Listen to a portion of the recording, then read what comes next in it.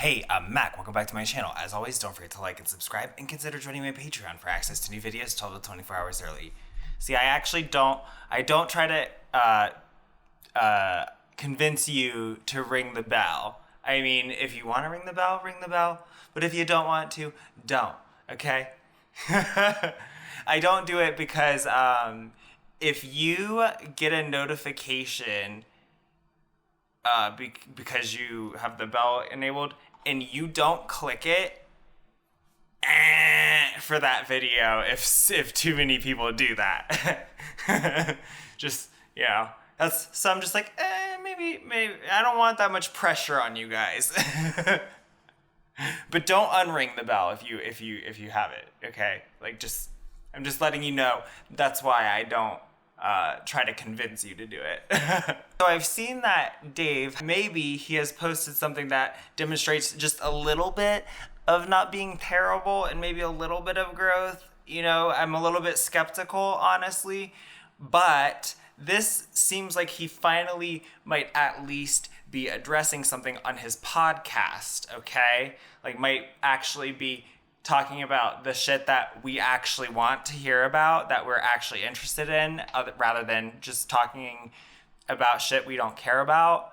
Well, I'm sure there'll still be plenty of that inside of this podcast episode, okay? So let's go. Oh, and so the podcast is going to be running at 1.2 times speed because it's like, come on, like, spice it up. I don't have time. I replaced the key switches on this keyboard. They were cherry browns, but now they are the much more intense box jades. Listen to this.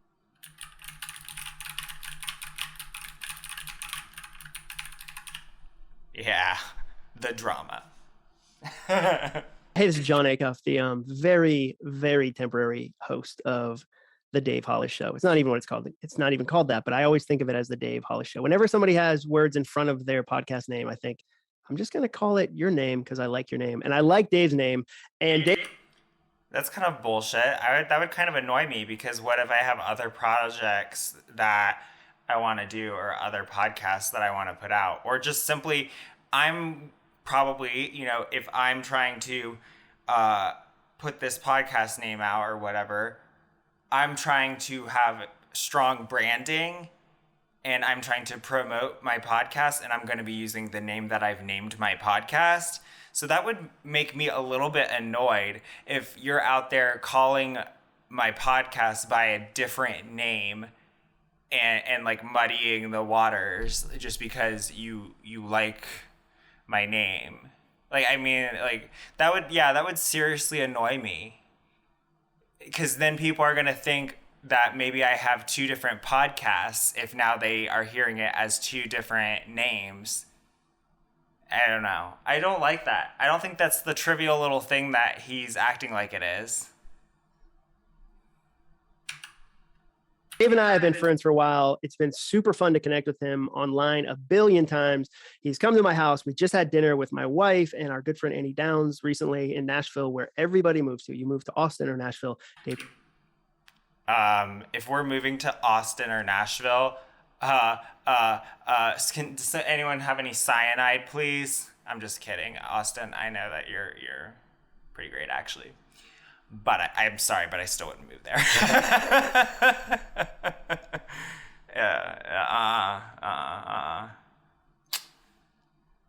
Can't really ski in Austin, can ya?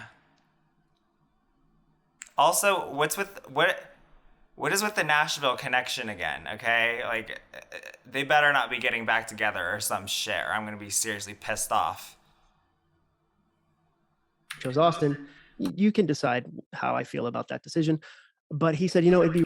No, I'm not gonna decide how I feel about that because I actually just, like, I don't care. Really fun as I work to get back onto the social media space, as I get back out into the world, as I get back into podcasting, as I get back into creating ideas that I share publicly. It'd be super fun to have a conversation with you about that, John, with you about the process of the last 5 years, all the ups, the downs, everything.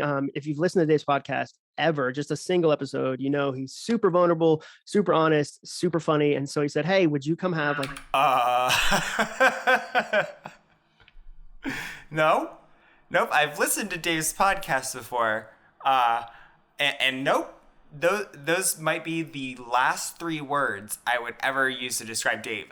No, he's not vulnerable. He's usually just mirroring the person he's interacting with. He's not honest. He's constantly lying. Dave, you haven't addressed the triathlon yet. 3, no, he's not funny. I don't think I've ever laughed at anything that he's done that he intended to be funny.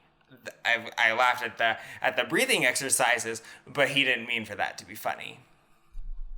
So, no, I wouldn't describe him as any of those words ever.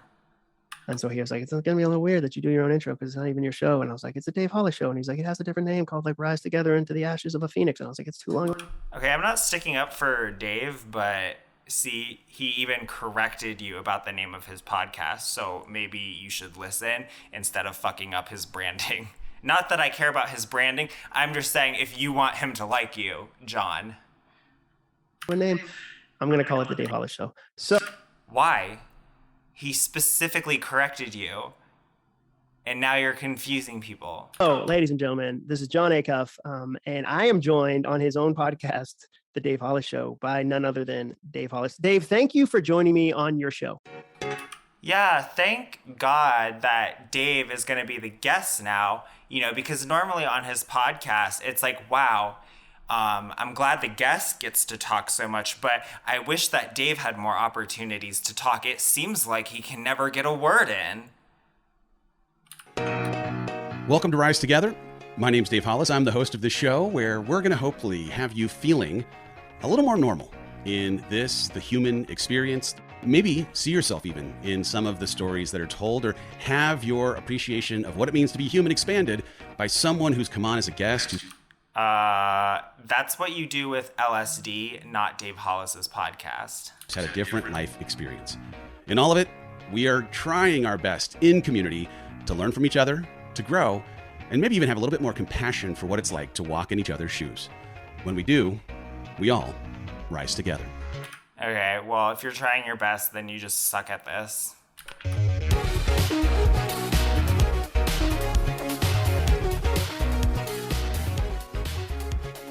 Oh, hey, John, thank you for having me on my show. I appreciate, appreciate you. I love our humor, but more than anything, I was just in a meeting. There's humor? This intro has gone on way too long. You let John talk, and now you're talking, and then you had your little intro clip thingy with the music. It's too long.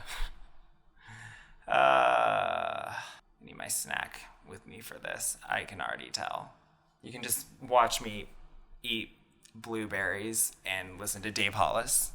I said, no, I have John Acuff. And they're like, oh, what's he like?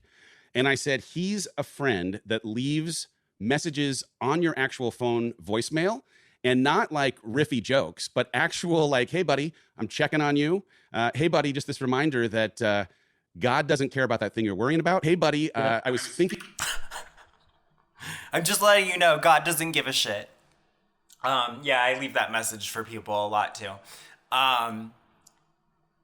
Is there some normal riffy joke voicemail tradition that I'm missing out on that he actually needed to be like, oh, he leaves me voice messages? Oh, but they're not like riffy jokes, like, the voicemail messages that you normally leave. I'm sorry, that sounds annoying. I get annoyed if you leave me one voicemail. And then I finally listened to it like 3 weeks later, and I'm like, what the hell? And that's the thing that you value in good friendship. And I've just come to appreciate you so stinking much, man. So thank you. I appreciate you saying that. And it's fun to do that. I know it's kind of old fashioned. I might as well be telegramming you like, Titanic sinks, Dave Hollis trying to encourage you. So I understand that, but I love doing it. And I love connecting with you. We get to encourage each other a lot. And so, Dave, I think my first question as we kind of jump into this conversation is, you took some time off from social media, which is nobody does that anymore. And if they do it, they write like a 9-volume book about the things I learned in 9 days of not being on TikTok, as like they've come down. Well, give Dave time. Look how much content he's made about it. Down from the top of the mountain like Moses, but you've been off for a period of time. What encouraged you to be off during that period of time, looking back at it? And now as you kind of go into it with new eyesight of, okay, I create ideas publicly and I love to help people with their life. And in order to do that, I share those ideas publicly. What have you learned? What inspired it? Where are you at today on this Tuesday? Yeah. So it's interesting. I just put up the first post that I've put up in 4 months over the weekend. I read it. All legs. And you know what's smart? You were like, I want people, like I want to play it over strength. And I got great hams. Look at these legs. Legs for days. So I'm going to throw these legs up. I know that wasn't your process, but I was like, look at him. Like such a tally move. A shorter guy like myself. Couldn't do it. I throw my no legs. Couldn't I'm not leaning with that. Yeah. I mean, I wish. Yeah, but being so tall, that means he can't run. Like, Jesus Christ. I hope that Dave is not inside of you right now, but if he is, I'm glad this is not a video podcast. That it weren't that I absolutely had to, but I absolutely had to because of the little spip wreck. Because of that 2-hour live, that was a fucking disaster. That's why. Okay, don't give me that bullshit. There just have been so many things. Yes, in the last 5 years, but man, the last 6 months have been the craziest, the most important, the hardest, the best. Like I've found more of myself, certainly in 2022, since I have stepped away, since I went into treatment, since I came out and have been moving at just an unbelievably slower pace and more intentionally deliberate with the people that mean the most in my life. And social media has been certainly the last, 3.5, 4 years after leaving corporate and moving into this bizarre world of being a more public figure. It has been really great and really strange in that there was this thing that was happening certainly near the end where I was feeling like I had to show up in ways that were disconnected from how I was feeling in the midst of really being in a dark place. And it's important when you are feeling some type of expectation or pressure on you, or like there's a rule that you must satisfy or whatever, to remember and ask yourself, is this an actual expectation or rule, or am I making this up? Do I actually have to do this, or is this something that I'm just putting out there, that I'm just like assuming?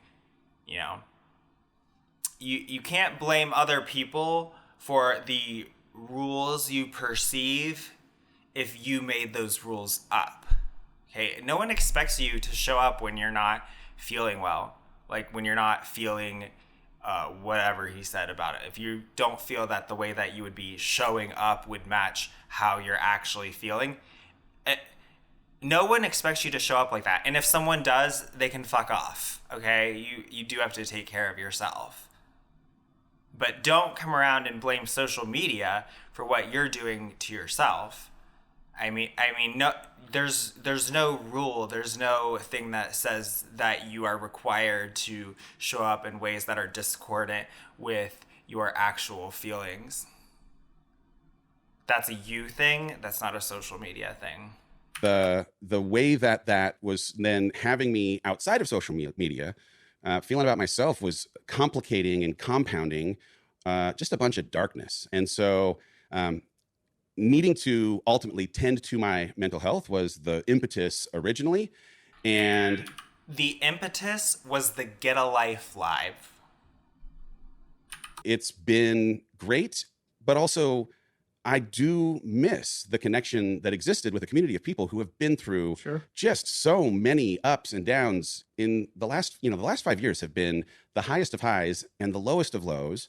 And to like make a decision that protects me and this mental health that I prioritize and the family that I want to spend time with, but comes at the expense of some of that has, it creates all kinds of feelings. And yet as of today, like I know I'm not yet at a place where I'm totally certain that public figure-dom or social media is a thing that serves my best interest, at least until I get to a place where I feel so comfortable just like being 100% honest all the time with wherever I'm at in real time, and have developed something of a resilience to the way that the criticism that comes out of certain pockets of the internet were infiltrating the way I was thinking about myself. Like, I wish I could say that I was strong enough to.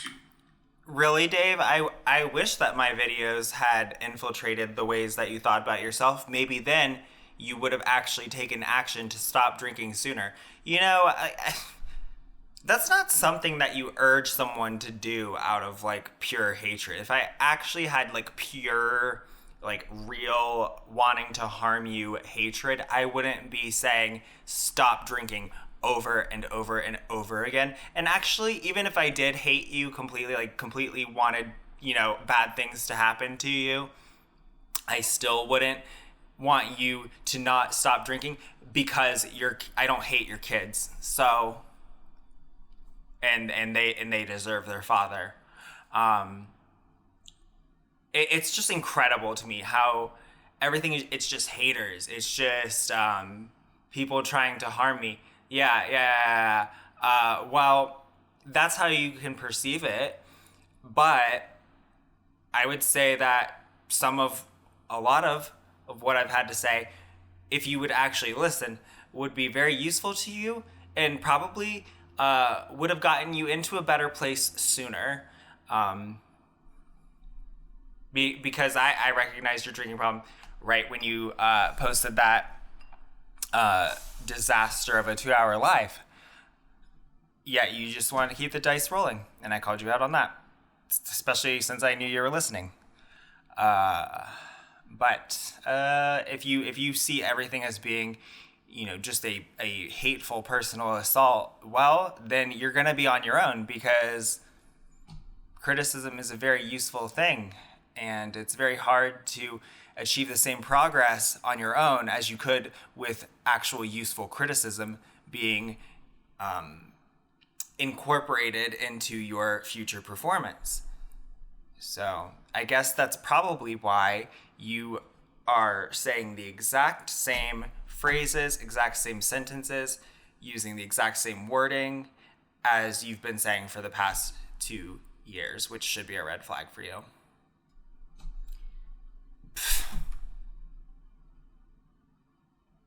To completely disregard the way that certain people were saying certain things. I wasn't, and I'm not. No, dude, no one is. Like, that's the thing. Like sometimes I think when people hear like, oh, troll, hater, whatever, there's like a mean lady named Laura at their job who said something on their Facebook page about their favorite thing. And like, that would be terrible. Like, but we're not talking about that. Like, there was like YouTube videos that were like, hey, I'm going to use whatever situation's going on in this person's life to blow up blank, or I'm going to like, so I don't want to discount, like, it's not like you had a handful of people being mean. That's not what the intent is, and that's not how we decide what to use, at least for me. It's not that there's something going on in your life and I want to use it to my advantage. It's that you're doing something that is taking advantage of and being deceptive to other people that will harm them financially, possibly psychologically, that could be bad advice, and that you're doing that through a deceptive process and through dishonesty. And so I'm going to expose you. That's what it is. I know that you don't see it that way, but just so you know, it's not that.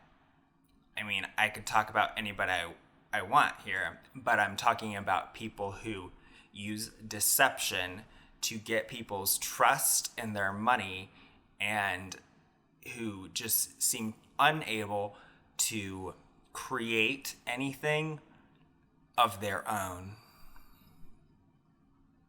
Like there's, because of the size of your platform, you had that same scale of people that were on the opposite side. I think what's interesting, so 5 years before. It's not because of the size of your platform.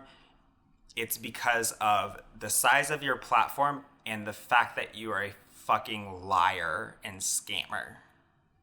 That's why. If there are plenty of people who have similar sized followings who are more well liked, and sure, they'll have haters. Anyone that size does have haters. But the reason you have so much hater coverage is because you're a fucking liar and a flim-flammer and a 2-bit scammer, Dave. That's why. For now, like, let's go back to Disney. You're a guy at Disney. You're an executive at Disney. You somehow inexplicably work on Star Wars / don't like Star Wars. Like, that is insane to me. And I'm still, that's how. That explains so much. See, we had people working on Star Wars at Disney who didn't like Star Wars. That's exactly what I would expect to come out of that, is the Disney Star Wars movies. Great my heart is that I still look past that. I still see the man behind the mistakes about movies. You do, by the way, find a way to weave this into literally every conversation we have. Yeah, it keeps it light. I use it to break the tension. That's a tension breaker, Dave. It's Star Wars. People like Star Wars. So 5 years ago, correct me if I'm wrong, you don't have a public platform really, right? Like before things like, we're talking just 5 years ago, no one, you're driving to work, no one knows it. You're doing your job, no one knows it. You're, making mistakes at work, no one knows it. You're having victories at work, no one knows it. 5 years ago, nobody knows you, correct? Yes. I mean, yeah, there was something in a circle of Hollywood where I was working where, there was something in status around having a certain level of a job. But when it comes to the mom in Ohio, no, there was nothing. And I think it's interesting. I'd be more concerned about about what someone in a circle in Hollywood thinks than a mom in Ohio. Although, the circumstances could merit more concern. But, I'm a little bit more afraid of the Hollywood opinions. Because I, again, wouldn't change a thing. Like, I wouldn't change a thing, even as I know the things that end up being. He's such a bad liar about opinions like this. It's so unconvincing when he says, I wouldn't change a thing. It's like, yeah, I'm pretty sure you would at this point. If you wouldn't, then why? Being super hard and painful in the journey that ends up coming, and some of the trade-offs that come in this transition from private to semi-public. Like, let's not give me too much credit. Like, there's a wild population that has no concept of who I am, and that's just fine. Thank you very much. But it's a thing that is, like, you just don't have any concept of what it even could feel like or would feel like. Yeah. And that desire 5 years ago to like jump in was driven out of this hope that I might, in doing work that felt like service or offering resources to people to help them have something good, might make me feel something different than collecting money for movies, which again, like it was a. Dave, there are plenty of jobs where you could actually be of service, where you would probably be happier. Okay, let's grant that you really wanted to be of service to people. Then this was a dumb decision. That doesn't make any sense to me. I don't know why you thought this would be a good choice for you for being of service to people. I would think that there are plenty of nonprofits out there who would absolutely jump at the chance to have a Disney vice president heading up their fundraising operations or what have you. Are you kidding? Like, you really thought that this social media influencer thing was going to be how you'd be of service to people? Really? Yeah. So the reason this doesn't make sense is because that wasn't your goal, and that even if that had been your goal, then this would have been a really stupid decision. It was an unbelievable job. Oh, it was amazing. It was an unbelievable job. And also, I, at that 40th birthday, had this existentially kind of thing, which was, is this all that it is? Is this like why I'm here? I mean, like, I know I've been given all kinds. The universe doesn't owe you a purpose. So, I mean, whatever. Kinds of gifts, and I can certainly deploy them to help the Walt Disney Company increase shareholder value. But man, it feels like there might be something more. And so like part of that, like, hey, let's make this leap was never about, oh, so that I can grow a public profile. It was, hey, there's the potential in jumping into work that might be about service that could. Then you're a fucking idiot. Then you're a fucking idiot, just like Rachel. That you thought that that would be the best way to get into being of service to people in your work. If you think I want to be of service to people, therefore, obviously, I should become a social media influencer, you're a fucking idiot. You just are. You're a fucking idiot. Could create something in fulfillment or the actualization of potential that makes me feel something different when it comes to fulfillment. And I think part of what has been so odd in like certainly the last handful of months or decision to walk away from social for the time being is the like, and this sounds very self-serving, but it is what it is. Like, man, my intention here has been to try and be something of a light. And maybe it's because of that interest that darkness, attacks or is a part of where like. This is, I mean, I can't really fault him for this. Clearly this is like a byproduct of being raised Christian it's because we're so good that everybody else is so evil. I mean, it's because like we're so good that they can't resist attacking us.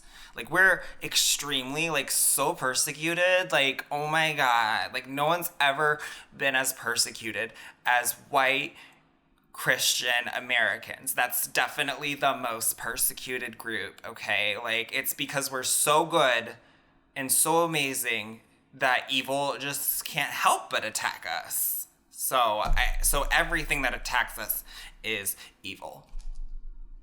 Really? Maybe you're being attacked because you're a piece of shit and the people who are attacking you are acting in self-defense. You ever think about that? The criticism ends up being born out of, but it certainly wasn't something that I had even on the map when I was making the choice, or frankly, along the journey, even occurred to me as a thing to have to be conscientious of. Like, how delusionally conceited do you have to be to think that you are an interesting enough man to warrant being discussed in multiple videos at length just for the sake of talking about you? I'm sorry, Dave, you're not that interesting. You have like the personality of a wet cabbage, and the reason that I'm talking about you is because you keep scamming people. Somebody survive fast fame? Like, because you're right. Like the terms we're talking in, if you're a semi-public, I am whatever is micro-public. Like, because I had to do a long intro because people were like, who's Jon Acuff? And I like I'm good with that. Don't get me wrong. I want to help millions of people enjoy their gifts. That's my goal. So I create things like when somebody says I read your book, it helped me. I love hearing that. But like, so we're not talking like. I just think that's such a stupid goal. I mean, I guess it's your life, so congratulations. But don't act like you're so virtuous or whatever for helping people use their gifts, okay? Let me know if you want to do something about climate change, okay? Let me know if you want to do something about racial injustice. Let me know if you want to do something about police brutality, okay? These are what's called real problems and not problems that you as a extremely privileged, wealthy white man have, okay? So, Jesus Christ. Can you imagine thinking you're just doing, the most important work by helping people use their gifts? So amazing. That just brings tears to my eyes. You're not Brad Pitt. You're not, like walking down the street and people going crazy. But there's a huge leap from nobody knows you to a percent. It's a very dated reference, in my opinion. Of people do, even if it's 200,000, 250,000. Like the town I grew up in had 15,000 people. So like if you said you have 100,000, 150,000 followers on Instagram, I'd be like, that's 10 times Hudson, Massachusetts. Yeah. Like that's a lot of, so. Oh my God, this is so weird. I was pharmacist a couple of days at a store in Hudson, Massachusetts. That was weird. Ooh. Ugh. The body shiver. Can someone survive? Like, what are the, like, you didn't get trained in that. Like, you didn't get, there's no, like, they sit you down and go, hey, real quick, you're going to immediately wrap your identity into the things you create. Because that's like day 7. And then to day 14, like, criticism is going to feel like it's from your mom, even though it's from a guy named Angry Dragonheart Allen 487. Like, that's how you're going to receive it. So, like, how does somebody, I don't know who that is, but that definitely makes my branding Mac Attack look a lot more concise. survive a fast change in their life? Because not everybody can relate to fast fame, but like, we go through changes with pandemic, we go through relationship changes, we go, like, looking back on it, what are some things where you go, oh man, yeah, I think here's where transition, like, I think you need this when you go through a transition. Yeah. Well, I mean, I will say, I would not describe Dave's situation as being fast fame. In my opinion, fast fame would describe more of like a viral video situation, where if someone gets like 100 million views of something or whatever, and all of a sudden everyone knows who they are. Like Rebecca Black, that's fast fame. I feel like it's usually a negative. It's usually negative fame, like infamy, I guess. Not that Rebecca Black deserved that. I mean, do people fucking think that she wrote Friday? Like, no, she didn't write it, so you could stop being extremely rude to her about the actual writing of this song. She didn't write it. Like, people who are supposed to be better at songwriting wrote that. So it's not her fault. Jesus. Anyway, sorry, that's just a peeve of mine. But yeah, I just wouldn't, especially since Dave was already a vice president at Disney. So it's not like he was like a nobody in terms of the entertainment industry. He could have had, this level of fame anytime he wanted. It was just a very slow decision process to have it. Like, when you're a vice president at Disney, that you could have that at any time. That's just the way it works. You got to be connected. So this isn't fast fame.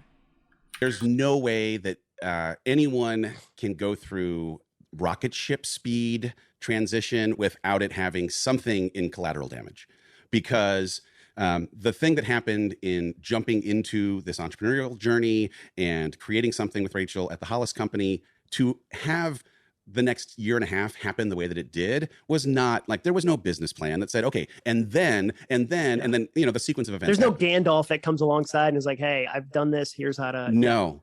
And so, part of it was. Can I just say, I never could get into the Lord of the Rings. I tried reading. I actually read them, all 3 books, and I don't know why. I guess I just thought there would be like more of a payoff.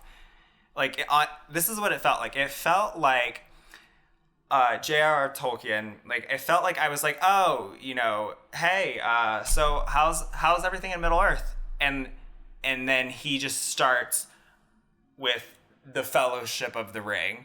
And I'm just like, because I was expecting him to say like, oh yeah, Middle Earth, things are going well, good, or like, even so or okay. And then I realized like, that's not the answer that I'm getting. And all of a sudden, the Fellowship of the Ring is coming at me.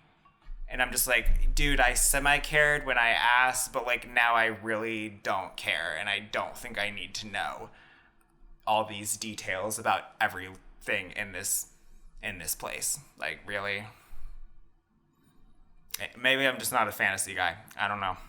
Because I know that for people who do like the fantasy genre, like, I'm speaking straight heresy right now. Yeah. Like, we had to basically create this house as something of a shelter to keep us sane from, in some ways, almost like believing some of the hype, because there was something that was just surreal and unreal about it. But there was, I've asked this question. Believing the hype? Who created that hype? So are you saying that it was dangerous to believe the hype? So you're saying that the things that you were saying were false? Along the way, it was a question, by the way, that was frustrating, I think, for my ex-wife, in that I maybe end of 2018, beginning of 2019, started to worry that the speed with which things were happening was something that was going to potentially have our marriage end, was potentially something that would change kind of who we are at our core, was something that might have an effect negatively on our kids. And so I would ask this question. We have this mastermind that we're a part of, and 3 years in a row, I asked the same question: just because we can build this, should we? Right? Like, just because you can build a nuclear weapon, should you? Just because we can. It's pronounced nuclear. Should we? And like, when you're riding a wave, like, that's a question, especially if you're the visionary who's finally actualizing this thing that they've been dreaming of forever and ever. That's not the question that anyone necessarily wants to entertain, but I would ask it more out of like wanting to at least understand what trade-offs might end up happening if we actually had something work on the scale that things started to work. And, like, it was small things at first, like going to a grocery store and having someone come up to Rachel with some heavy trauma that they wanted to share, as, she's trying to buy cereal and one of our kids is, standing there with her. But, there was a time where attending church was a thing that was, a selfie opportunity at times for a fan that made that experience feel different. And so, like, it was just like little incremental things that, as they were changing, were affecting some of the kind of simple pleasures of life. But I'm sure that those things are difficult, but I just feel as though you, as someone who is a vice president at Disney, should have known better and should have known to expect these things in great detail. You should have had I would expect you to have a lot of knowledge of these particular intricacies and complexities of people who are in the public eye, either from hearing it, just in the milieu of that industry, or from speaking directly to those people. I mean, that's just surprising to me that you seemingly weren't aware of those things, because you seem like you should be more aware of it than anyone else. The idea that, like, social media now creates access in the way that it does, and that we, because of some of the ways that we were engaging with just the greatest community on earth, like, we were doing a morning show every single morning, Monday through Friday. And arenas at night. Yeah. Well, the crazy thing is, like, there was some. Yeah, you were doing that because it made you a fuckload of money. Thing in that connection that was so extraordinary, because it was as much for us as I think it was for the audience, and it created. It was completely for you and not the audience. You do that because if you have a daily show, a daily live, that's just generally a lot of you to be in someone's life, and you're going to create a very strong connection, which could be very profitable by doing that. You, like, they wake up every morning and they watch and they see you live, and they don't know that you don't know who the fuck they are. The sense of intimacy and the sense of friendship and the sense of like, knowing each other.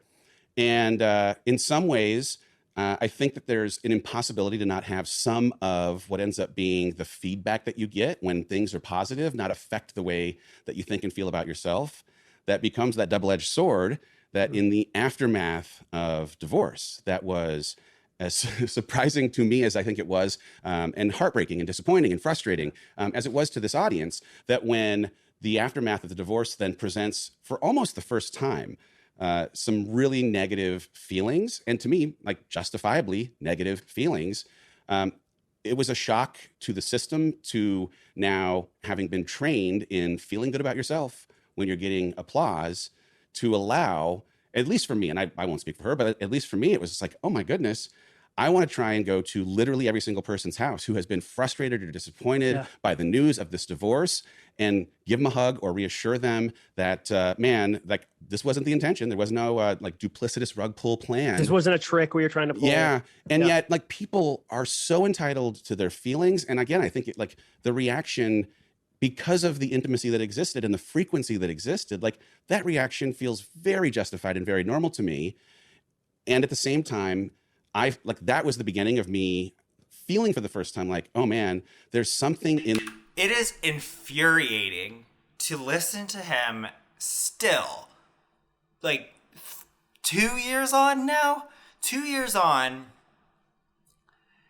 still never, ever acknowledge that the reason the divorce upset people is because you charged couples thousands of dollars for marriage advice conferences. Acknowledge that, and you should apologize for it, and you should be giving them their money back. Don't go to their house and give them a hug. Go to their house and write them a fucking check, you utter dumbass narcissist. Jesus Christ. Don't even talk about it if you're not going to fucking address the elephant in the room. My God. And you know it, okay? You know it. You just won't address it in public. And that's what makes you a piece of shit that makes me want to talk about you, okay? That's why. It's shit like that that pisses me off.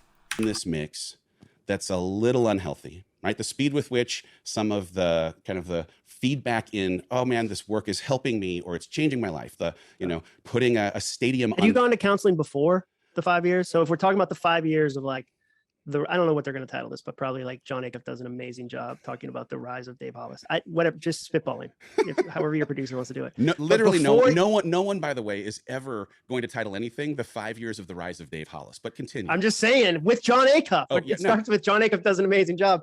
But 5 years before this, had you gone to counseling? Had you done some heart work? Like, where are you on that? Did you have some tools? I'd gone to counseling in part because I couldn't understand why I'm the president of distribution at the Walt Disney Company and I have this access to filmmakers like Steven Spielberg and I'm working on movies. Air Bud. You could adopt an Air Bud. Like Air Bud, like Star Wars and Air Bud. And I'm not feeling the thing that you should feel. And like the thing is like you like say this out loud and it's like break out. Maybe it's because you were working on Disney, Star Wars, and Air Bud. The smallest violin possible. And I get it. But like I couldn't piece it together because there was every single reason in the world for me to feel like I was the most fortunate person in the world. I should have, in my estimation, because of everything that I'd been told, like if you work hard for. Okay, well, I would say that the fact that you're talking about like the lack of fulfillment, I guess, in your life, the fact that all you've talked about here is work when you have 4 children is concerning, and that's probably related to your lack of fulfillment. Okay, I'm sorry, but if you look to your job for fulfillment, you're probably going to be disappointed. But feeling, getting fulfillment from those children might be effective. 20 years worth of time, and you achieve these things, and you get access to these rooms, and you get to be part of the academy or whatever else. Then you were going to feel this way. And I got there and I was like, I feel like I have climbed the wrong mountain. I don't understand. Yeah. There's nothing here other than, yes, like financial security is like, it's priceless. Yeah. I had things that I'd hoped for. I had financial security, but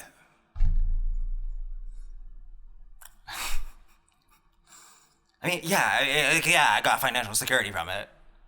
Well, a lot of people don't get that from their jobs, okay? And again, it's not necessarily that you're climbing the wrong mountain, Dave. It's that you're expecting the wrong things to come from the mountain. If you're expecting fulfillment from your job, you're probably going to be disappointed. It's like you're climbing the mountain because you want to go swimming. Like, okay, well, there might be a lake up there, but it might just be snow. but I wanted something that felt different. And so I was in therapy just to kind of understand, like, what is this yearning, longing that exists, and how can I access it? And to be honest, it was in the absence of feeling the things that I would have hoped. Why do I turn to coping mechanisms like booze to try and suppress the way that I'm feeling? Because that also doesn't help me actually grow. And it certainly isn't helping me be the kind of father I'd hoped to, or the kind of partner I'd hoped to. And so I'd been in it, but certainly, like, I didn't go to counseling like, hey, I'm about to make a leap into something public. Prepare me. I need a Batman belt real quick because I need a grappling hook that I can shoot out of a gun. Yeah. So I think what's interesting, if we're piecing it together, so there's the rise, I'm calling it that. You go through the very public divorce, like normal quiet divorce minus any attention is very devastating and very difficult. I have a number of friends right now walking through that. It's devastating. So then you add a layer of attention, and I think it gets even more challenging. And then I felt like from my end, the pressure I would have felt in that moment, and you can say, John, I didn't feel that pressure at all. Or you can say, John, I felt that pressure, is that on the back half of that, as you try to become Dave Hollis, the individual, the lone island, no longer part of a very successful, online team, informational team, educational team, whatever you want to call it, I would have felt the pressure to prove that I could do it on my own, and would have put heaps of pressure on next book, new podcast, if I got a haircut. Like, I would have pressurized every situation until it became unmanageable. Yeah. And I did. I mean, I think that a lot of divorces cause that kind of thing in people where, like, all of a sudden, like, they feel like they have to keep, like, proving shit. I mean, I don't know. I've never been married or divorced, but just from observation, they seem to have a lot to prove. Some people go through a divorce and, like, it's not, they're not processing it well. It starts to seem like they have so much to prove. They're always proving something. Oh, Dave. I mean, it's so frustrating because I know that they're deliberately not talking about the fact that that he and Rachel charged people thousands of dollars for marriage advice conferences, did not give 1 cent of it back, never, ever apologized for it, never even fucking addresses it, won't even mention it. It's so frustrating. And I'll add one additional layer. I was in the transition of my marriage working through the feelings of rejection because it wasn't a thing that we'd been talking about for years worth of time. It was What are you talking about? Because it's impossible to get the real story out of these people, because Rachel said that it had been going on for like 3 years. Or it could be that because his life experience up to that point had never prepared him for the fact that actually, eventually, someone could be done with your ass. Just done with you. Someone could have had enough and just not want anything to do with you anymore. And I'm sure for him, that was just shocking that could ever happen, that it could ever happen that he could lose somebody. But that is what happened, bro. But that doesn't mean that it might have been a surprise to you, but just because it was a surprise to you doesn't mean that it wasn't actually being discussed. It just means that you weren't listening. I feel as though that's more likely to be true. Something that was very quick and was a thing that once the decision was made was not we weren't having any additional conversation about it. Mm-hmm. And I will give Rachel a ton of credit in this respect, as much as I really didn't like the idea of us not doing the work in counseling or having conversation to kind of understand even like all of the why behind the decision. It allowed for us to transition in. Well, the reason that she probably didn't do that is because she's probably already covered it with you before. And she was not satisfied with your understanding of it. And I'm completely speculating and guessing here. But that's what it sounds like happened. To individual lives and allowed us to work on individual healing faster for that decision to kind of break as quickly as we did, even though it was super painful in the moment. But yeah, I mean, like, I had been a supporter of Rachel's business for 9 years of time prior to moving to Texas. I then moved to Texas thinking that we're going to be in this business for the rest of time. I mean, the decision to leave Disney was one that, if it weren't for an opportunity to come do something with Rachel, I just signed a contract in 2017 that had me at Disney for the next 4 years. And so Well, sometimes things change and your employer asks you to quit. That's just the way it goes sometimes. I'm sorry. They did. They asked you to quit, okay? They asked you to quit. They did. And yeah, dude, I mean, things change when you cheat on people. They don't want to work with you anymore. Even though you thought it was what you were going to do for the rest of your life. Yeah, that changes when you betray people. As a thing to give me air cover to leave that contract was maybe the only option that allowed me an exit in a world where, yeah, I wasn't happy and I needed a change, but there wasn't a lot of options. And I was excited about this thing I was going to go do. But, there was 2 years almost to the day of time between arriving in Texas and the conversation about divorce. And if I'd have known, hey, we got 2 years of time on the clock, certainly the decision to leave would have been, a different kind of conversation and probably one that we wouldn't have taken. So the pressure that I was putting on myself to figure out what life looked like post this thing I thought that would exist forever was exceptionally. If you thought it would, I mean, I don't know why. Did you think it would exist forever if you cheated? Because that'd be a dumb expectation. High, and was something that feeling like I had to figure it out, and certainly wanting to try and establish something of my own separate from us. The stakes just, the stakes felt high.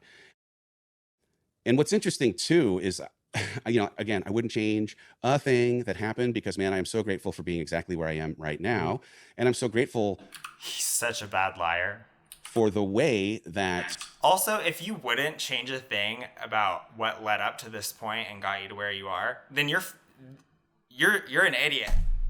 My relationship with Heidi created something in accelerated healing, or at a minimum, I think it did help in some healing, but it also was an extraordinary kind of change in mindset or change in confidence that allowed me to actually figure out how to pursue the book. Yeah, but didn't it also kind of cause the divorce? Finish the book, but pursue the book and the podcast and the other things. The one thing that I've talked to her about, I've talked to anybody about, is, I've looked for the divorce books that recommend jumping into a relationship really quickly after divorce. Yeah. And I just haven't found the resource. I probably haven't looked hard enough, but maybe that's it. Maybe there's a whole section of the bookstore that specializes in that exact speedy thing. Transitions out of 16-year marriages. And so the thing that comes, in not having had as much time is I didn't appreciate how much I hadn't processed, how much I hadn't confronted the things that had been present, both in the marriage, but also the reaction to and feeling. Yeah, if only there were some, haters telling you. Surrounding divorce. And so But that's human, right? I mean, there's this, I forget who said it. It's from like the Desert Fathers or something, about the idea that people are often tempted to paint a picture of a shipwreck that they don't even know they're still in. So you're still... it's pronounced spipwreck. Clinging to the shipwreck. And you think you're on the shore and you're like, let me paint this. Let me go ahead and paint this because now I've... Don't feed him more boat metaphors. Learn some things from it. So like, that's superhuman, dude. Like it's like, I just, for me, there's things like that I'm like, I get how that happens. Like I get how that happens. So I don't, I know you might say, okay, I didn't have time to grow. I didn't have time to heal, like 100%. But I think that is also a human thing that happens very regularly after crisis or after trauma. Yeah. I mean, again, I'm so grateful again for the way that I experienced everything I did in 2020. Like leading into even summer of 21, I felt like I'd made so much progress in my mental health and in my emotional health and in certainly my physical health. I was in the best shape I'd been in for so long, but so much of the growth that I had experienced was a byproduct of running from the shadow of my marriage or trying to outrun some of the feelings that, even if it lived in something of an unconscious state, I knew on some level was there. And it was like, you know what? I am going to show ... I'll show Rachel. I'll show the internet. I'll show anyone. People that weren't even watching. Like, I'll prove the Dave who thought, okay, should I have not left Disney? I'll prove that Dave that I made the right decision. Like, dude, the list of shows was long. And I mean, so much of it came back to ego. You know, like I was whatever the kind of like inner child, little scared version of Dave that lives inside of me. He was on fire in this window and was orchestrating a chorus of, if you can create enough, if you can do enough, if you can hustle enough, if you can, just a list of if you cans. If you can repeat yourself enough, you know what? I'm going to make a prediction right now that if Dave Hollis is still on social media in a year, we'll check back in, and I'm going to make several predictions for sentences that he will say. He will say, I am enough. He'll say that the previous year has been one of the most amazing growth experiences, that he's getting comfortable with being uncomfortable, and that he's been experiencing something in real time, and that he's just being the best version of himself now, and that he's a work in progress. He's going to say all of those things a year from now in the podcast or, video that he posts closest to this date in 2023. Then you'll be seen, you'll feel, and the real answer that, of course, only ended up revealing itself in the aftermath of crash, burn, stop, and work, was to slow down and turn around and actually confront the stuff that hadn't been totally confronted or totally dealt with, right? Well, boy, and I thought that you had really confronted all that stuff, because you had previously said that, oh, wow, there's a bunch of stuff I hadn't confronted, but now I've confronted it. That's kind of what you said coming out of rehab, and you also said it before. So where's your credibility now? And I'm going to make that a prediction for 2023 as well. That he's going to say that he had a bunch of stuff he hadn't confronted yet, but he confronted it now. And that's the thing, like, as far as using that as a fuel, I mean, my wife, Jenny, she said to me 4 years ago when I got my latest book deal, she was like, you're a jerk for the 2 years when you write a book, and you're a jerk for the 2 years when you sell it. And that doesn't work. So that doesn't work. Okay, don't be a jerk then. Work for us. She said, I'd rather you be a happy plumber than a miserable writer. And what she was saying was that you're using crisis as fuel, because a long time ago, I went through a crisis, and a counselor told me tools learned in crisis require crisis to be useful. And so I went from I can function in a crisis to I function best in a crisis to I need a crisis to function. And pain, trauma, whatever you want to call it, is a great short-term temporary fuel. But so now we're like, it's a year, year and a half, you've got the book, you're growing the stuff, and like, you're still using that as the fuel. And again, like, it'll let you accomplish some short-term stuff, but eventually, like, it works right until it doesn't work. Yeah. And what the thing is, what I couldn't see, it's crazy. I mean, Heidi and I had a conversation on the last podcast about my reaction to my book, but I didn't know what I didn't know in triggers and what would inevitably become an undoing in a thing that had not been processed. But there was something in the release of a book. Like, if you talked to me in September of 2021, I was flying high. I was so confident that I did talk to you, and I would say, hey, are you feeling any pressure to kind of, and you'd be like, what are you talking about? No pressure. Let's go. I was at your house recording a video for the book that was going up on the stinking Target wall. I was so connected. I felt like so integrated in, like, I know a purpose for life. I'm living it out. Dave, that just sounds like mania. Like, that sounds like exactly the shit I would say, when I was having issues in the past, and I was in like hypomania. It's like, oh my God, I've discovered the secret. I can do anything, and this is awesome. So I would get that looked into. Love this work. It's good. And the pre-sale numbers for the book were all of a sudden something that triggered every single bit of self-doubt, every single bit of, is this actually the thing I should be doing? And in some ways, Rachel and I had an interesting relationship in marriage where, because... What's incredible to me is he keeps saying that It brought up the question, is this what I should be doing? And at no point did he ever consider that the answer might be no, which is the answer. She had created something in expertise and was so prolific in the work that she was doing. My role inside of her world was something that, you know, I had to kind of wrestle with inside of our marriage, but that ultimately outside of our marriage was a thing that I didn't think as much about when I was out to show that I could do it on my own. And as the audience, who obviously were completely different in the aftermath of divorce, where, we weren't doing live streams every day, and a decent percentage of them justifiably were like, you know what, go fly a kite. Thanks very much, but we're not interested in anymore. Thank you. There was something that lived in the unprocessed stuff inside of our marriage that was now coming out in my reaction to not selling as many stinking books. Like I look at it now, I'm like, what a lame thing. I don't look at it as that. No, I don't. Dude, it's hard to write a book. It's hard to release a book. In normal situations, that's a hard thing. You were not in a normal situation. Like, you were still in crisis. Like, the crisis wasn't over. Yeah. So no, it wasn't a lame thing. Like, you can look back on it as time goes by and go, it's a smaller piece of my story. I could have reacted differently, whatever. But it wasn't a lame thing because you were still in crisis. So like, it was a big thing. Just because you're in crisis doesn't excuse behaving the way that Dave behaved in the Spipwreck live stream. That's a lame excuse.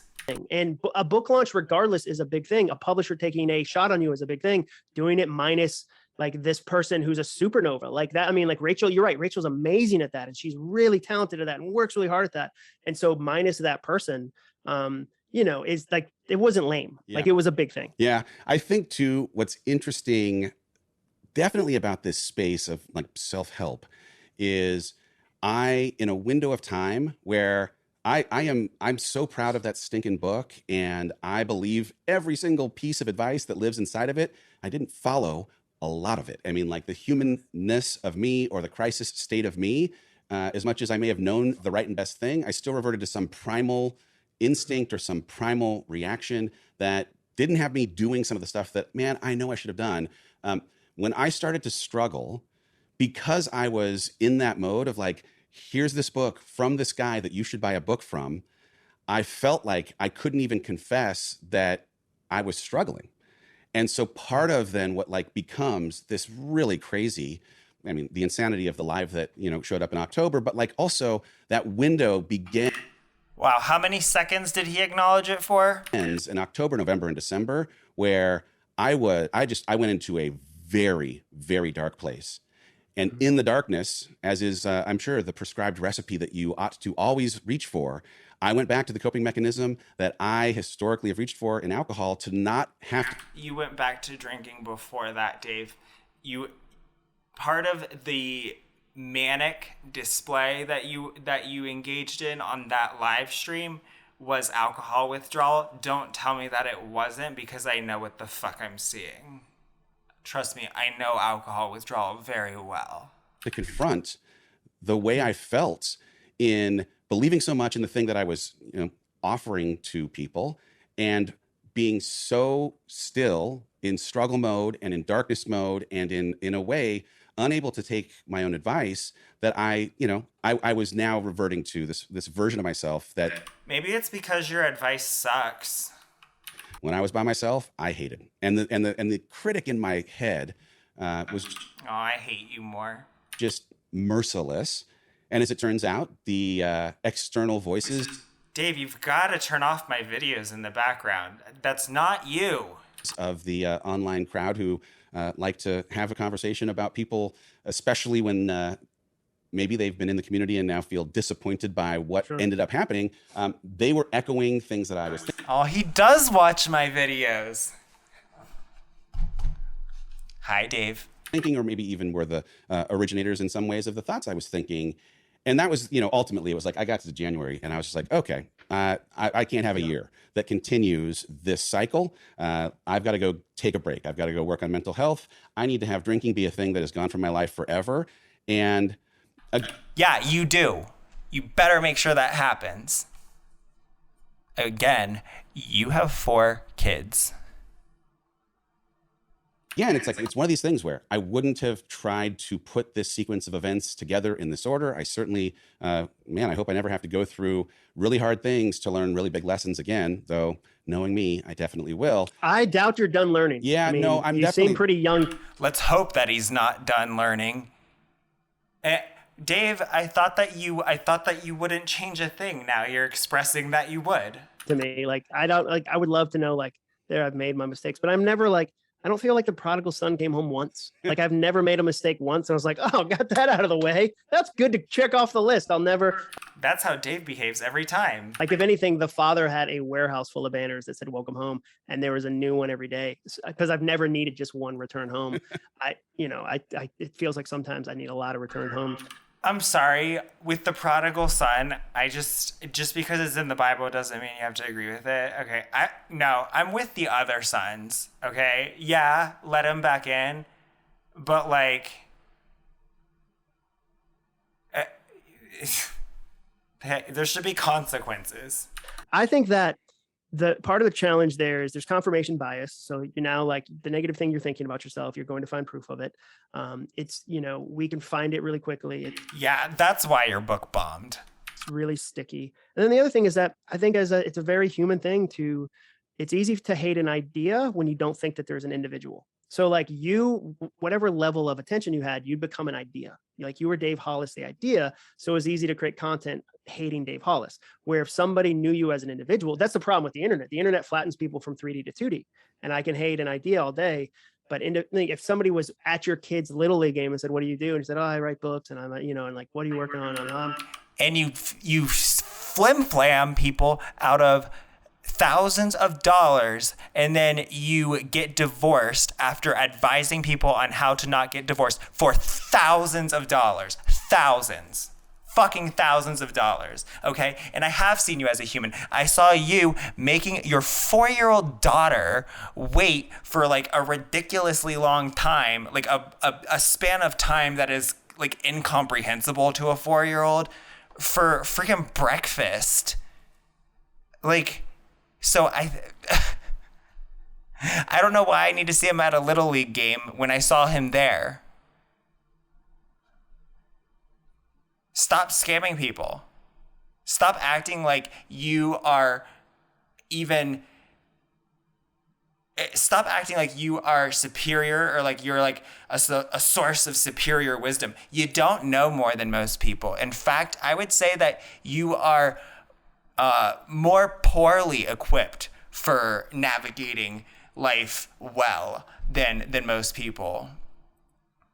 That might not have been the way things panned out for you financially, but that's just, in my opinion, a glitch or like a rounding error in our financial system. It's not indicative of how good you actually are at navigating life in a healthy or fulfilling way. So why don't you go find another fucking job? Stop doing this. Stop taking people's money to give them terrible advice. Stop saying the same shit over and over again, and stop taking people's money for shit that is worthless, because you have never created anything of value, Dave. I'm sorry, but you haven't.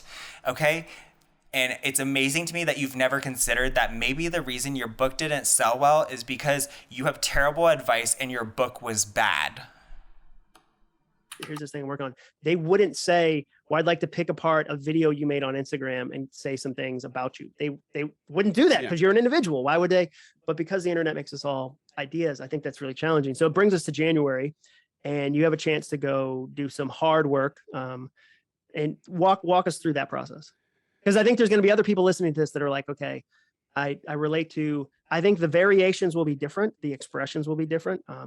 But it can, divorce is certainly not uncommon. Numbing, whether that's with shopping or alcohol or drugs or work addiction, whatever, everybody's numbed. So now you're at this moment where you're like, I can't fix me with me. Yep. I need some help. What does that look like?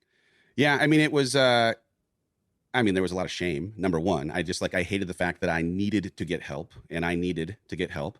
I didn't like the fact that getting help was going to inconvenience every person that I care most about. And as it turns out, it absolutely is an inconvenience. it's okay to admit that the reason you didn't want to do it is because it was going to inconvenience you. Like, we know, at least those of us who have been through recovery know, like, it's fine. Like, it's okay that you didn't want to because it would inconvenience you. Like, yeah, I mean, that's the way it is when you're engaging in substance abuse. You become very selfish, you know, but hopefully through the process of getting treatment, you are able to actually consider other people for once. But usually you're being pretty selfish when you're in active substance abuse. So it's okay to admit that it was because you didn't want to inconvenience yourself. But I also knew that there were other times, like I could have dealt with drinking in a more final way than I had.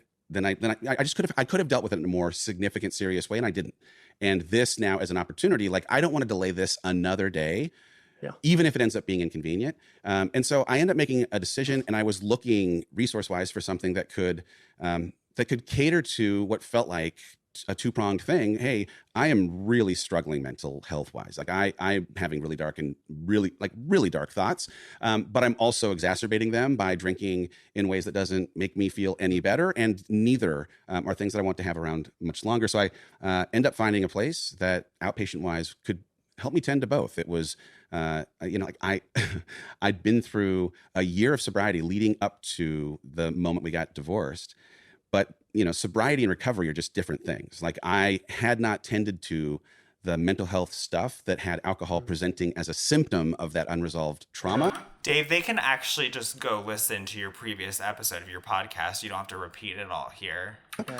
And the idea of potentially getting to the root of why I do the things I do, but also why I'm feeling the things I'm feeling, and kind of in your kind of language, changing some of the soundtracks that were running in my head, felt like a good idea. And so I chose a place that was in Los Angeles, in part because I knew the person who operated the treatment facility, but also because...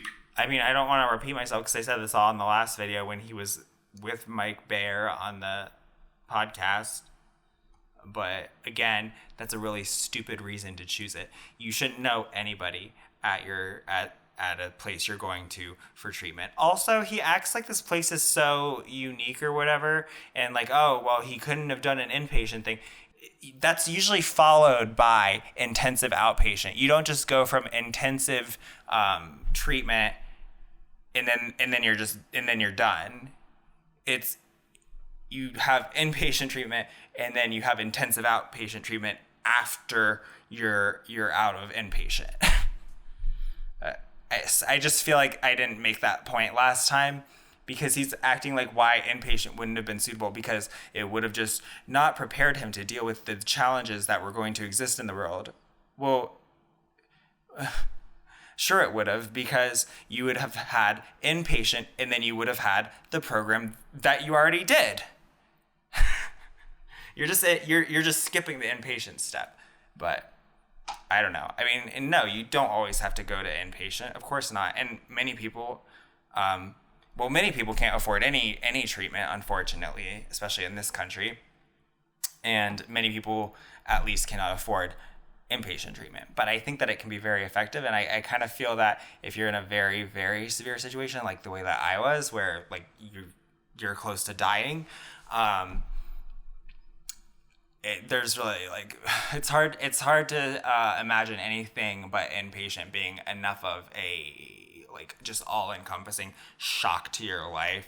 That is enough of a shock to actually have a chance of resolving this problem. It's so like, that is just the worst reason to choose a specific facility, is because you know someone there. That's a reason to not choose that facility, but I guess I'm a hater. Because on the door, it's like, hey, this is mental health and addiction. I said, yeah, great. Those are the two things that I am interested in actually nipping in the bud. And it was singular. All addiction recovery deals with mental health, Dave, because those two things are like, and the thing that you're saying with the sobriety is not recovery thing, in like the medical terminology, those two terms are detoxification and treatment. Because detoxification is just making sure that you don't have a seizure or experience delirium tremens from withdrawal. But that's only getting you to sobriety versus recovery. And it seems like you think that there are places that will detox you without actually treating you, and I'm pretty sure there's nowhere that will do detoxification without treatment. The biggest and most important decision of my adult life. I can't recommend it enough. It's also the beginning of a recovery journey. Gosh, you guys, yeah. If you haven't thought about it, I don't know if anyone's heard about it. It's where you're using too much of like a drug or alcohol. So there's this thing. It's called treatment, you guys. I don't know if anyone's heard of it, but apparently it's amazing. Yeah, I mean, that is brand new information, Dave. Thank you. That'll last for the rest of my life. It's the beginning, the foundational layer of a mental health journey that I'll have to continue to tend to for the rest of my life. But there's something like I didn't understand at the beginning. Why are we spending 8 weeks of time here? How could I possibly still have 8 weeks? How could I possibly have 8 weeks of things to process? Some of it is just normalizing being in your thoughts and with people. Does he know that theoretically, someone who listens to his podcast already heard the episode with Mike Bayer? So we don't need to hear it again. Like maybe John didn't hear it, okay? But you also have a listener out here. You have an audience, and your audience has heard this whole story before. So maybe fill John in off mic. Who are there to afford you a venue to express them for such a long period of time that it just makes normal either being present with the things that you don't like to confront and realizing that you can survive them. And if you sit with them long enough, they will in fact afford you intel to understand why they're there and what they mean, or make it so normal for you to talk about the things that you're feeling that never again might you feel like you have to sit in isolation and keep this stuff bottled up. I think one of the things too that it offered me, which is one of the most beautiful gifts, every single time I walked into a room, that room of people said, "Come as you are."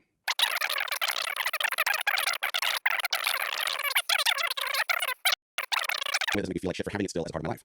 I think we always want a recovery time frame, or we want, and why wouldn't you? Like, I don't want to be in hardness longer than I need to be. Like, I don't want to, but it's still the idea of like, I met a 91-year-old who had regrets, and I was like, oh, so regrets don't go away at like 90. I was kind of hoping like at 80, anxiety. Why would you think that they would?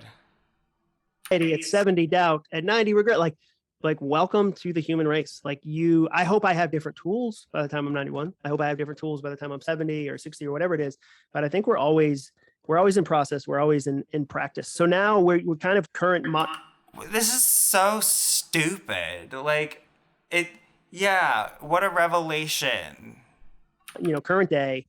So what's next? Like that'd be the question. I think if somebody's listening to this and they go, I like the stuff Dave Hollis creates. I like this book. What's next? And as we're right in the middle of 2022, what do the next 6 months look like?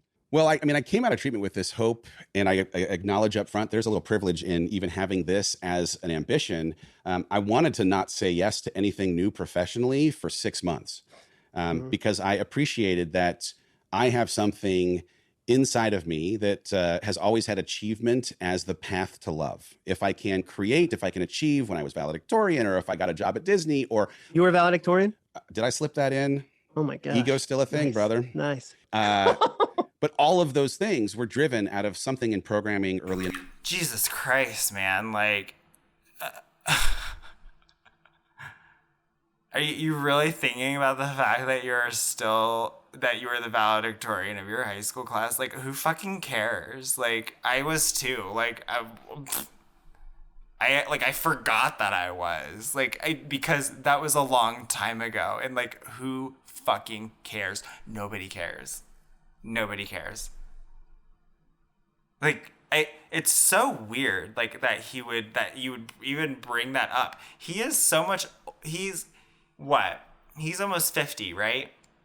So he's almost 20 years older than me, and he's talking about being valedictorian. Like, I already feel like that is so distant. That's so bizarre. I don't know. Like, I can't even imagine thinking about saying that. In my life that said, if you memorize the Bible verse or score the goal or get good grades, that is the way that you will be seen. Dave, you've got to stop repeating yourself. If you really want to be a better influencer, this is a completely honest piece of advice here. This is sincere advice. You have got to stop repeating yourself. Like, I don't know what technique you would be best served using to avoid that. But you need to stop repeating yourself, because you repeat yourself with the exact same wording and all of this shit. Your audience has heard the things you said before. And it's annoying when you're saying the exact same thing over and over and over and over again. I don't know if you need to write a script. I don't know if you need to stick to notes. I don't know if you need to go back and listen to how repetitive you are. But you need to stop doing it. And my interest, like any human's interest in love, has always been attached to achievement. And I didn't want to make some of the mistakes that I feel like I made out of divorce in trying to convince ... that I am worthy of their love by rushing out of what was the most beautiful thing, the most beautiful gift, completely stepping away from life to see parts of myself that I'd never seen. And then I got about 3 or 4 weeks into it, and man, I had a bunch of to-do things around the house. And I was like, okay, this is gonna lead to depression. I gotta go actually do some things. So in the short term, I have been, I was trying to find a thing that I think I have something of a Liam Neeson special set of skills kind of gift around. I've talked to you about this, but I'm trying to test if this ends up being a thing that might be an actual business in the future, but in a super safe beta testing kind of environment. I've had a history in the last handful of years, whether it was Disney, in the work I did with Rachel, even some of the stuff I've been able to do with Heidi lately, of being something of an integrator, an operational kind of person, to someone who's a visionary. Like, hey, you cast a vision of what, I problem solve or put puzzle pieces together in the how. And so I've tried to find some opportunities inside of the nonprofit space to see if there aren't some problems they're looking to solve, and see if I might. Well, damn. Looks like your haters are fucking nailing it. They're on fire, Dave. Imagine how much farther ahead you would be in your life if you listened to them. You wouldn't have been drinking. You would have been working at a nonprofit and fundraising. Boom. A boom. I know your life better than you do. And just see, like, hey, is this a thing that actually lights me up? And so there's a couple of great organizations. I'll go ahead and name them right here so that you want to try and support them. One of them is a group that I've been, involved with for a long, long time as a 4-time foster parent, National Angels. They do this amazing work for foster care. And we're building out a 5-year plan. Like, what would it look like to have the charters that come around families that have kids in care, and ultimately keep some consistency with kids that have traditionally gone house to house with love boxes and mentors and things like that. Another organization is called the Lucky Few, and they have a foundation called the Lucky Few Foundation, and they're doing the work of shouting the worth of people who are inside of that community, normalizing some of what it means to have Down syndrome, with the ambition of having every single person invited to the table. And yes, it's like lighting me up. If you ever feel lost, find yourself in service. But there is some self-interest, and I'm taking some of the models that I've previously used at Disney or at the Hollis Company, and I'm trying to see, like, what kind of problem-solving tools can be applied to the issues of scaling or the issues of trying to figure out something in a puzzle, and see. I can't get over how hard I fucking nailed that. I nailed it. Dave, you should listen to me. What works, so that maybe one day it becomes a for-profit thing in a world where this idea of having a public-facing thing maybe isn't the thing I want to return to. I want to, at a minimum, test the waters to see if for nothing else, I can create some options. Seriously, Dave, get off social media. You're not cut out for it. You don't have a personality that will ever allow you to be of service in this space. I'm serious. Like, go do those ideas. Go do that, and we'll never hear from you again. That'd be awesome. Obviously, still doing this stinking podcast, the John Acuff Show, and so I appreciate. Good luck with the next episode, by the way. It's gonna be I feel like so we hard to really come the down. bar is so high, dude. Even my intro, people are gonna be like in the reviews, being like, I don't listen all the time, but man, that intro from whoever John Acuff is. Yeah, I mean, the other thing. I mean, the only other thing that I've really been spending time in or with is the fitness challenges that Heidi and I have been doing. The most recent of them just started up, and there is something in the community that exists in this group that is similar to the kind of experiences I've had in walking into a room and having every single one of them say, hey, come on in exactly as you are, having a good day. We're going to celebrate you. You're having a tough day. We're going to be a soft landing and love you just as you are. And so that's been rad too. But so you heard it here first that Dave and Heidi's fitness challenge is just as good as inpatient or intensive outpatient therapy. I don't know. I think more than anything, I have prepared more dinners. I have driven more kids. Like I'm trying to be as present a parent as I can be. It doesn't seem like you are being as present of a parent as you can be, though. Like that seems to be literally false. Still tending to mental health with plenty of therapy. My 125 days of sobriety is a thing that's still, of course. When's the next chip? Do you get a chip at a? Congratulations, Dave. Good job. Keep it up. What is it, like 6 months? I think it's 6 months. 3 months? Yeah, I think 6 months is the next. But like being, conscientious of that as a focus, of course, is going to be a thing that I'm gonna work on for the rest of time. And really, like. And I genuinely hope that's true for your sake and for your children. I have been on a spree of what I called the tour of friends and buying people a dinner and coming with zero agenda. Like truly, I just wanted to hang out and be loved on by people that are filled with love, but also like hang out with people that are inspiring to me so that I might, through osmosis, feel a little bit inspired. And dang it worked, man. I left that dinner and I was just...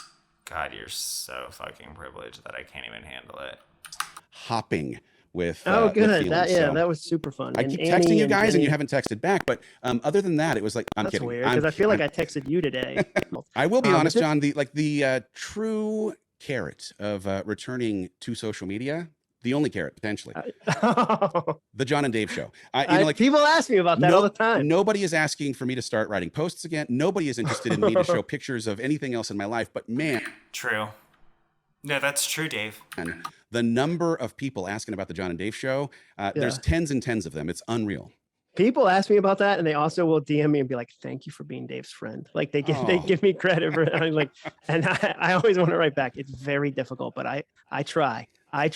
Grandma always told me, like, it's just so funny. But yeah, they ask about the John and Dave show, or they act like I canceled it. And I'm like, I interviewed you on my podcast. All it takes is a go. If you're in the car already, you want to listen to the podcast, a plug there. And I interviewed you, and it came out the week you quit the internet, and you texted me, and you're like, "Dude, this is the worst possible timing for you because I can't promote it at all." But good luck with the rest of your podcast. And I was like, "Son of a the timing." It was so good.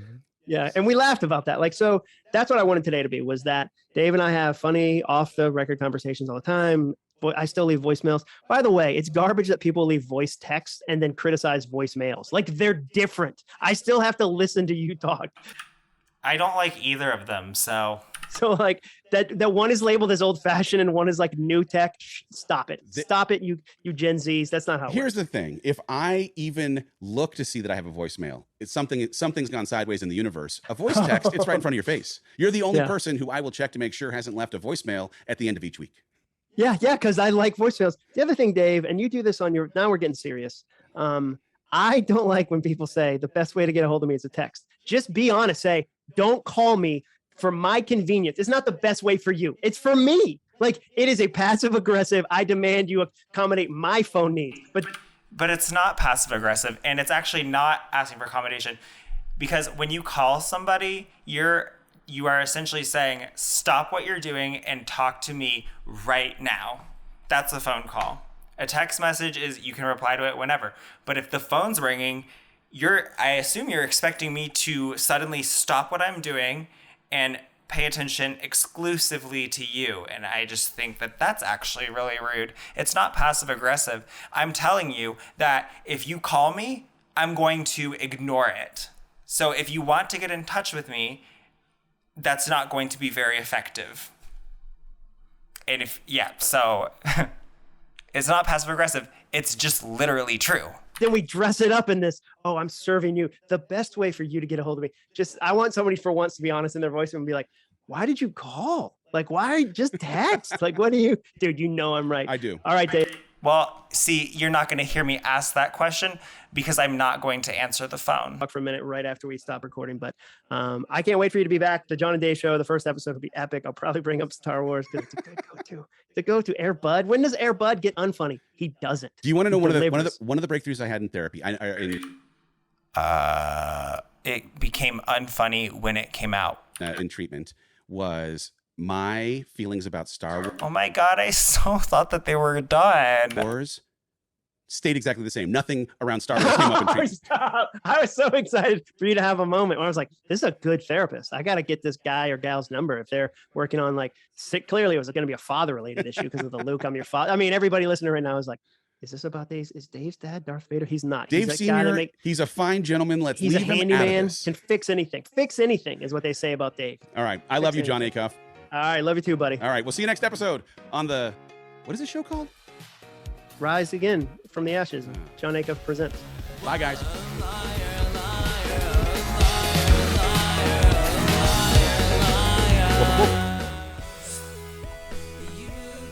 I can't. I really thought that this one was going to be different, and it wasn't.